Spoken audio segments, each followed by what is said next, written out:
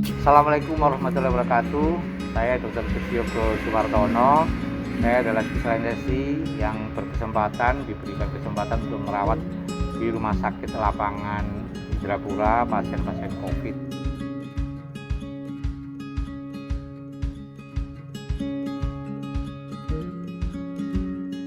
Isolasi mandiri, jadi isolasi artinya menyendirikan dengan orang-orang, karena memang orang itu makhluk sosial, bagi dia harus bergaul dan lain-lain.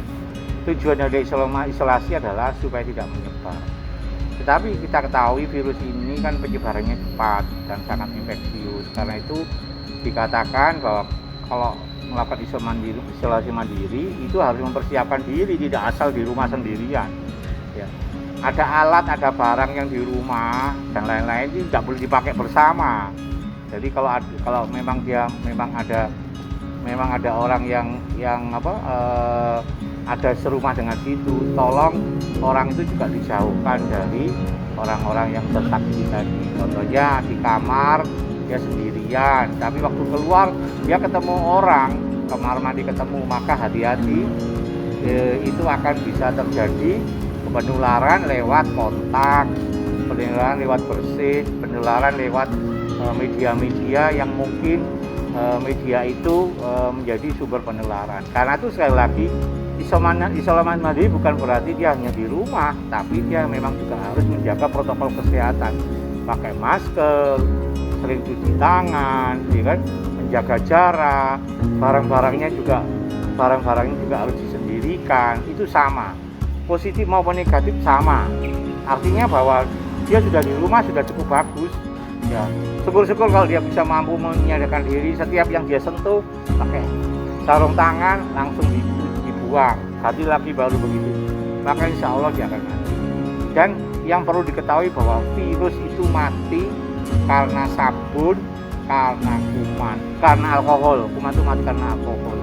Jadi artinya selama dia tidak mau membersihkan dengan sabun, tidak bersihkan dengan alkohol, dengan hand sanitizer karena alkohol tadi, maka berarti dia masih ada sumber media-media itu.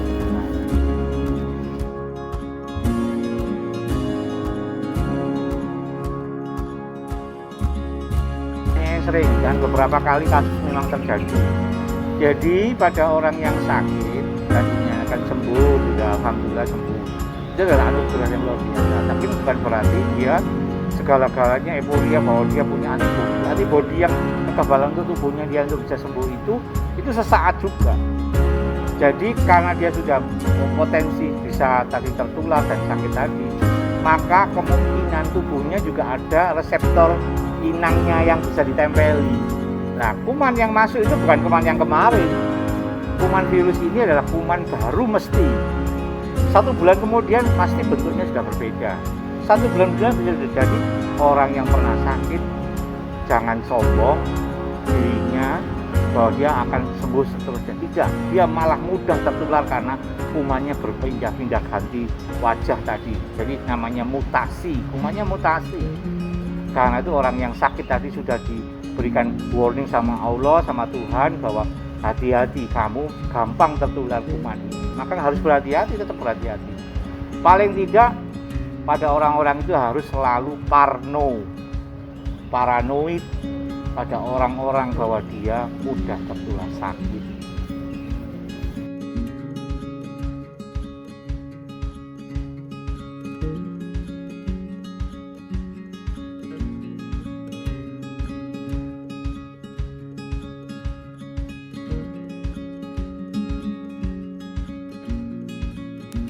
Saya kira tidak.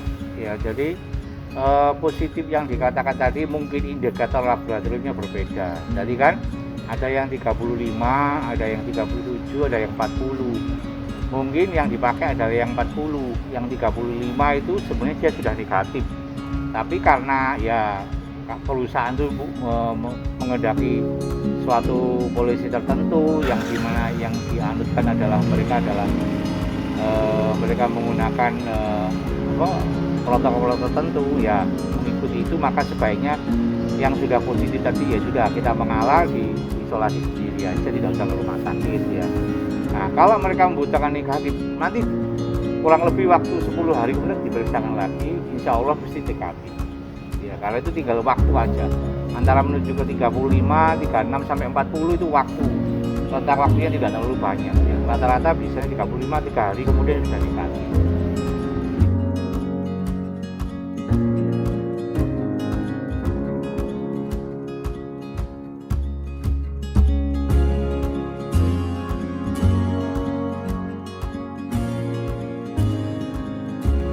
Baik, jadi sekali lagi tadi kan, jadi kalau sudah dinyatakan negatif pulang di rumah, dan kalau memang ada sisa waktu isolasi yang dihabiskan oleh pasien tadi oleh suatu pelayanan kesehatan, oleh dokter, oleh perawat dan lain-lain, tolong dipatuhi betul. Karena apa? Tadi sisa waktu itu adalah untuk menunggu inang tadi lepas dari tempelan kumannya dan dia keluar sendiri.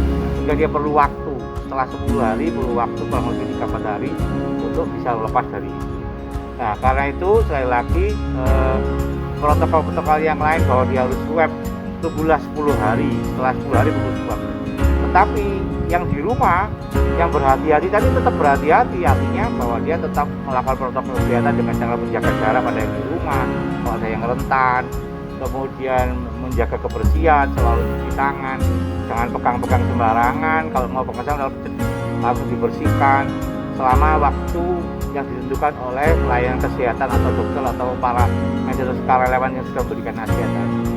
Jadi tolong patuhi aturan itu supaya kita tidak menularkan pada orang lain. Baik, terima kasih. Saya Dr. Krisyogo, tetap patuhi protokol kesehatan, jangan lengah biarpun kasusnya sudah menurun, tetap jaga kesehatan,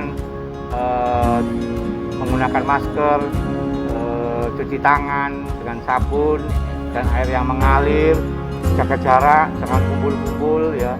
Kita harus selalu mematuhi protokol kesehatan, dan jangan lupa tadi apa yang saya katakan bahwa kita selalu mempunyai firasat parno, yaitu paranoid terhadap orang-orang di sekitar.